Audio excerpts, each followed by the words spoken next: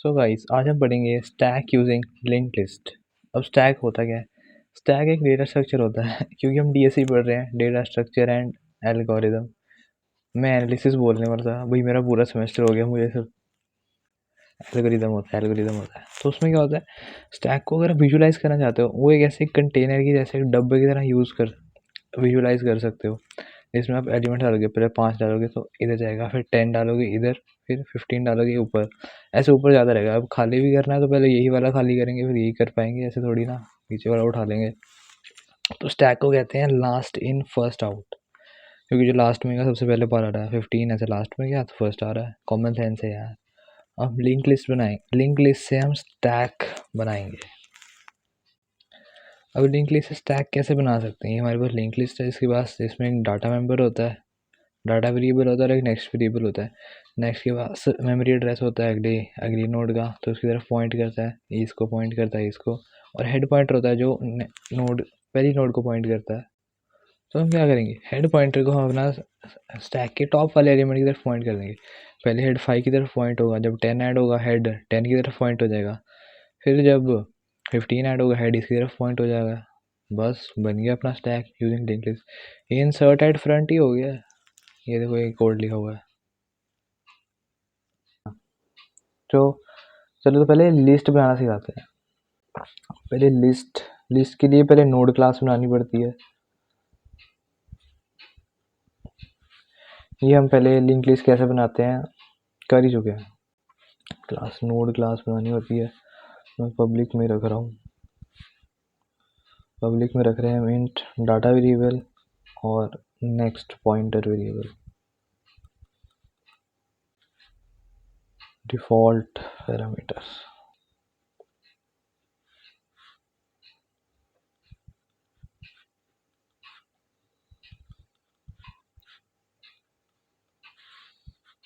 ये हो गया हमारा। इसके बाद पैरामीटराइज कंस्ट्रक्टर बनाएंगे हम। नोड में डाटा भरेंगे तो ऑब्जेक्ट बनेगा।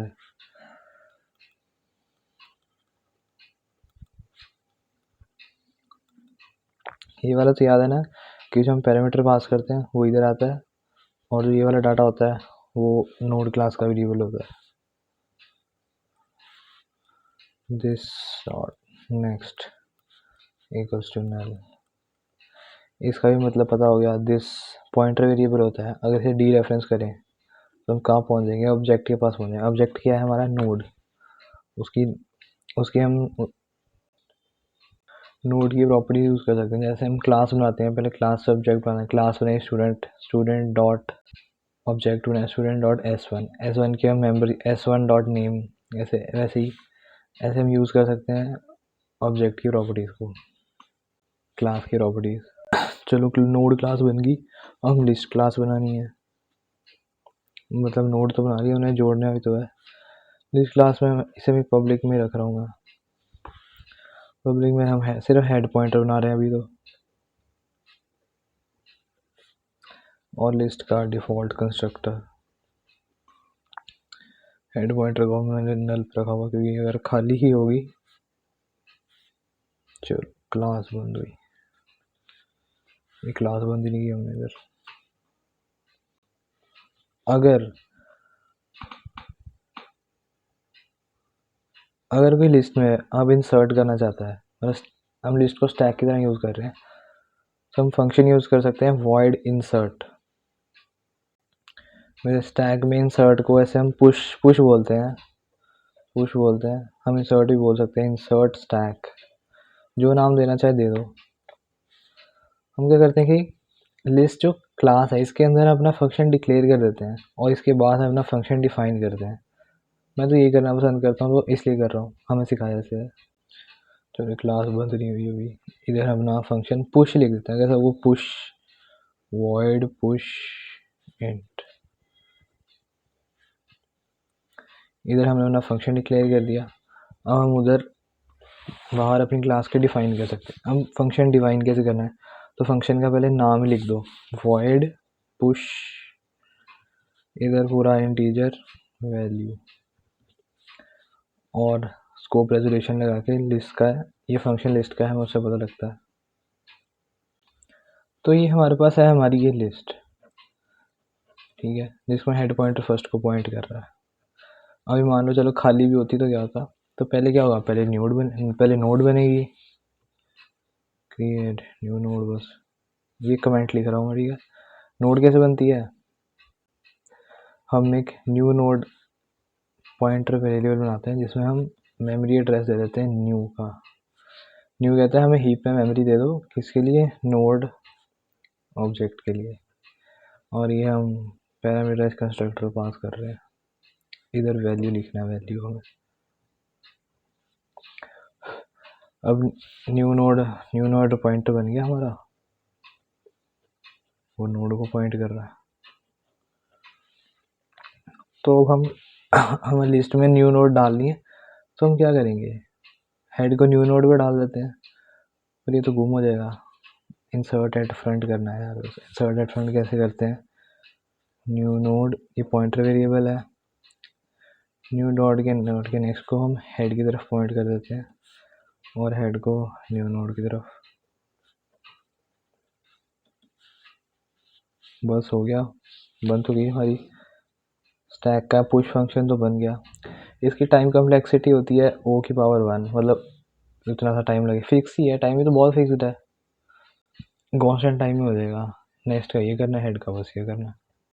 अब इसका इस लाइन का क्या मतलब है, न्यू नोड हमारा पॉइंटर वेरिएबल है, इसको एरो वाले को हम ऐसे लिखते हैं ना कि डी रेफरेंस करता है ऑब्जेक्ट डॉट नेक्स्ट, नेक्स्ट में किसका एड्रेस, नेक्स्ट में अभी खाली पड़ा था, नेक्स्ट में हमने किसका एड्रेस दे दिया, हेड का, हेड में क्या, हेड की वैल्यू दे दी, हेड में क्या पड़ा था, मेमोरी एड्रेस, तो इससे हेड की तरफ पॉइंट हो गया, हेड इसको पॉइंट कर रहा था, और हेड हमारा न्यू नोड की तरफ पॉइंट हो गया, बस बंद हो गया। ऐसे बस पुश होता रहेगा, जैसे एलिमेंट्स डालते रहोगे इधर बढ़ते रहेंगे 5 10 15, और हमारा हेड पहले इधर होगा, हेड इधर था तो हेड इधर शिफ्ट हो जाएगा, फिर हेड इधर शिफ्ट हो जाएगा। चलो अब हमने इसमें पुश करना सीख लिया, डिलीट करना, डिलीट क्या, टॉप एलिमेंट ही डिलीट होगा, उसके लिए स्टैक में फंक्शन लोग पॉप बोलते हैं, अब डिलीट टॉप बोल सकते हो। चलो फंक्शन को हम सीधा इधर रिडिफाइन ही कर देते हैं, void pop list scope resolution operator लगा के। अब लिंक लिस्ट में हमारा बस ये वही कंडीशन आ गई कि इसे डिलीट एट फ्रंट कैसे करना, इजी होता है काफ़ी। डिलीट एट फ्रंट करने के लिए हम सीधा डिलीट नहीं करते, हम टेम्प वेरिएबल बनाते हैं सबसे पहले, टेम्प नोड डॉट टेम्प बनेगा, इसकी तरफ वो हेड की तरफ पॉइंट करेगा, पॉइंटर वेरिएबल हेड की वैल्यू दी, हेड में इसका मेमोरी एड्रेस था, तो ये हेड के डायरेक्शन में ही पॉइंट कर रहा है। हम पॉइंटर वेरिएबल बनाते हैं, उसमें लिखते हैं ना एड्रेस ऑफ दिस हेड, हमने हेड की वैल्यू दे दी, हेड में किसका एड्रेस है, इसका, तो ये इसको ही पॉइंट कर रहा है। अब टेम्प हमारा फर्स्ट वाले को पॉइंट कर रहा है, इसके बाद क्या होगा, हम हेड को आगे शिफ्ट कर सकते हैं, head is equals to head और नेक्स्ट, हमारा हेड इसकी तरफ शिफ्ट हो गया, हम ये लिंक तोड़ देते हैं, चलो temp dot next equals to null, इसका नेक्स्ट नल की तरफ पॉइंट कर रहा है, और डिलीट कर दो टेम्प। इससे टेम्प पॉइंटर वेरिएबल डिलीट नहीं होगा, जिसकी तरफ मेमोरी एड्रेस की तरफ पॉइंट करा था वो डिलीट हो जाएगा। ओके चलो हमने डिलीट करना भी सीख लिया। अब एक और फंक्शन होता है कि टॉप एलिमेंट की वैल्यू, अब हमें टॉप एलिमेंट की वैल्यू निकालनी है, ये फंक्शन को डिक्लेयर भी कर देना, ठीक है, उधर लिस्ट में जाके। अब हमें टॉप फंक्शन की वैल्यू निकालनी है,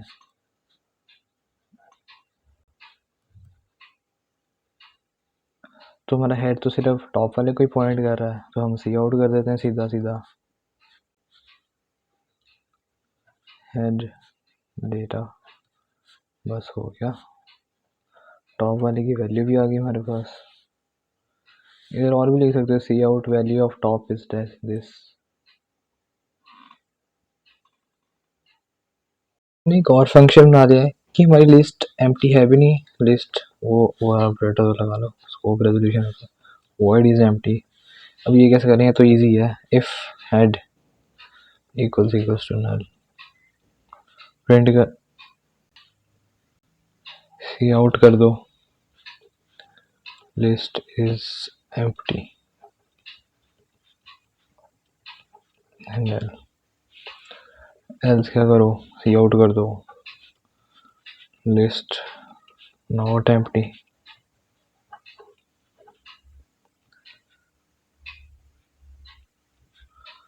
एंड एल, बस हो गया। इससे हमारा इस एम्प्टी भी चल जाएगा। लोग ऐसे वॉइड की जगह क्या करते हैं कि बूल भी यूज कर लेते हैं, बुलियन मतलब जो ट्रू और फॉल्स। बूल इज एम्प्टी, ये हम फंक्शन बाहर डिफाइन कर रहे हैं, तो लिस्ट वाला ये भी लगाना पड़ेगा। हो गया, सेम आएगा इसमें भी। If head equals to null, return क्या करना पड़ेगा हमें, ट्रू हो, और else return false. False small ही है ना, हाँ स्मॉल ही है भाई।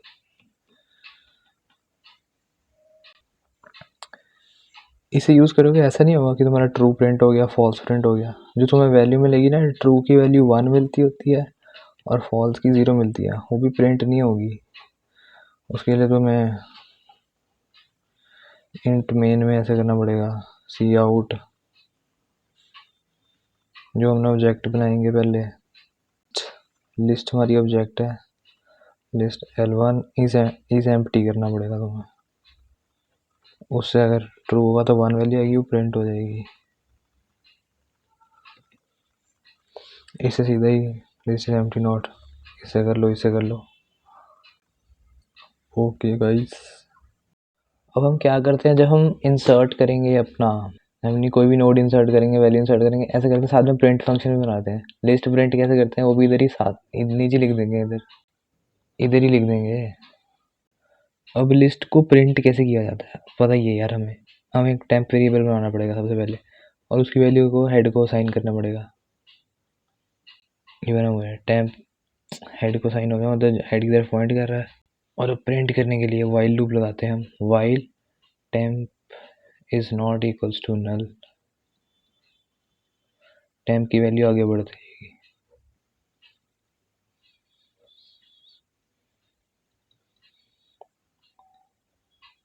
इसे मतलब टेम्प, अरे हम प्रिंट भी करना है, हमें सी आउट भी लिखना पड़ेगा। अब सी आउट हम इधर लिखें या इधर लिखें, इधर ही लिखते हैं, इधर लिखेंगे सी आउट। सी आउट हम क्या लिखेंगे, टेम्प डाटा, हो गया गांडी हो गया इधर लिख देते हैं थोड़ा, सी आउट टेम्प डेटा,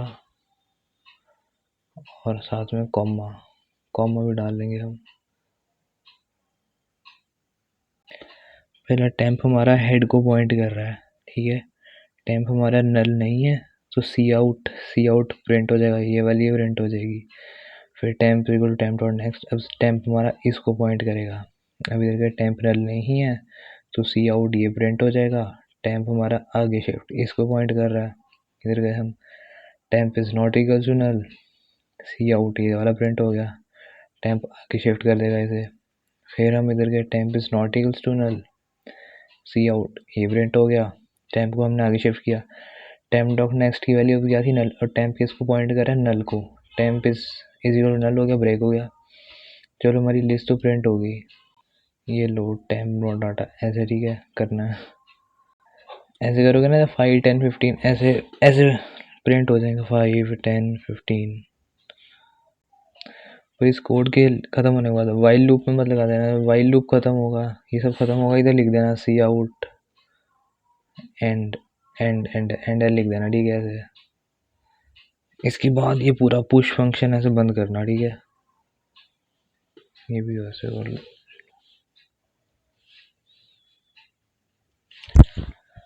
ये एंड में लिखना, ताकि पहले इंसर्ट करोगे 5 लिखोगे, 5 प्रिंट होगा, इंसर्ट 10 करोगे, फिर 10,5 प्रिंट होगा। चलो अब कोड ही दिखा दूंगा तुम्हें। सो गाइस हमने अपना कोड लिख दिया है अपने VS कोड पे, और हमने वही जो सेम जो कॉपी पे लिखा था वही हमने लिख दिया है। पहले हमने क्या किया है, नोड क्लास बनाई है, उसके अंदर डाटा वेरिएबल लिया है, नेक्स्ट नेक्स्ट फिर डिफॉल्ट कंस्ट्रक्टर बना दिया हमने, पैरामीटराइज कंस्ट्रक्टर बना दिया, उसके बाद हमने लिस्ट क्लास बना दी, उसके बाद हमने अंदर हेड लिया है, हेड पॉइंटर लिया है और डिफॉल्ट, और हमने उसका डिफॉल्ट कंस्ट्रक्टर बना दिया है। अब उसके अंदर हमने फंक्शंस लिए हैं, इस बार फंक्शंस के नाम मैंने थोड़े अलग लिए हैं। जैसे पुश फंक्शन हमने इंसर्ट स्टैक ले लिया, पॉप फंक्शन ले लिया, डिलीट टॉप ले लिया, और ये टॉप फंक्शन की वैल्यू निकालने के लिए हमने टॉप एलिमेंट ले लिया, और कि स्टैक हमारा एम्प्टी है या नहीं उसके लिए हमने इज एम्प्टी और बूल इज एम्प्टी यूज़ किया है।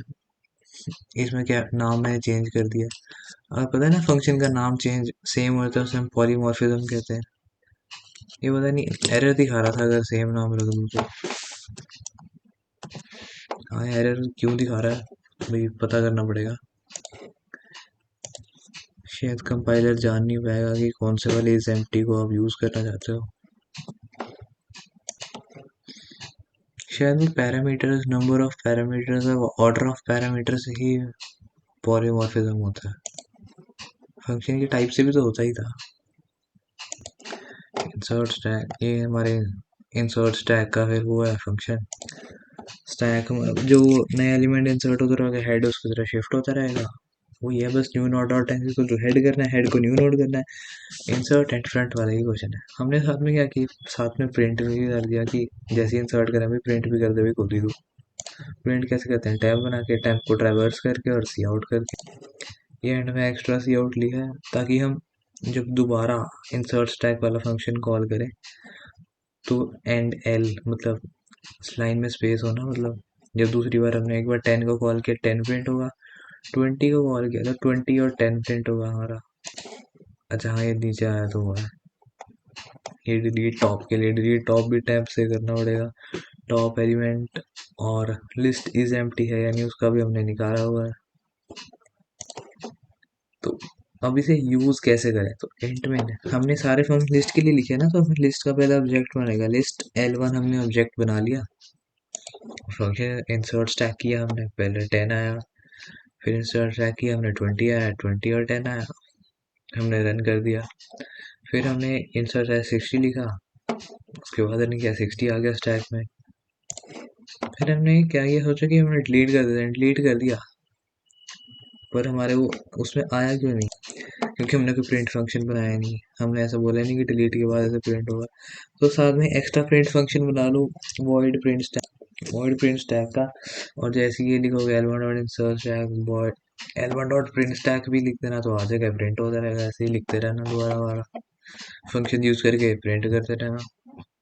चलो हो गया हमारा स्टैक यूजिंग लिंक लिस्ट पूरा हो गया।